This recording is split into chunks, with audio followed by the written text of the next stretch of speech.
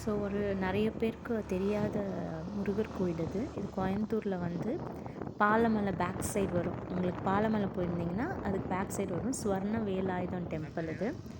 ஒரு சின்ன மலை, ஒரு சின்ன மலை மாதிரி ஏறி இறங்கிருக்கணும். ரோடு இதுவும் இருக்குது உங்களுக்கு.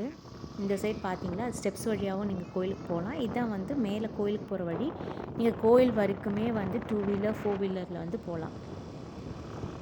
ரொம்ப அமைதியாக இருக்கும் இந்த கோயில். நிறைய பேர் வர மாட்டாங்க. இன்றைக்கே நாங்களும் இன்னொரு ஃபேமிலி மட்டும்தான் இந்த இடத்துக்கு போயிருந்தோம்.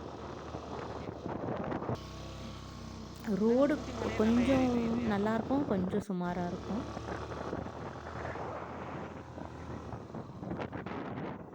ஸோ நம்ம கோயிலுக்குள்ளே என்ட்ரு ஆக போகிறோம். நான் 7 இயர்ஸ் பேக் இந்த கோயிலுக்கு வந்தப்போ சின்ன கோயிலாக இருந்தது. இப்போ வந்து அன்னதானத்துக்காக தனி இது கட்டியிருக்காங்க. இதுதான் என்ட்ரன்ஸு. என்ட்ரன்ஸ் போனோன்னே இது வந்து உங்களுக்கு விநாயகர் கோயில் வரும்.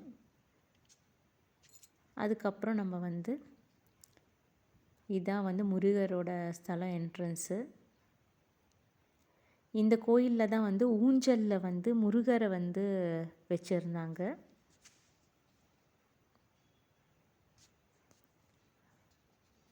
இங்கே பாருங்கள், அழகான முருகர் வந்து ஊஞ்சலில் இருக்கார்.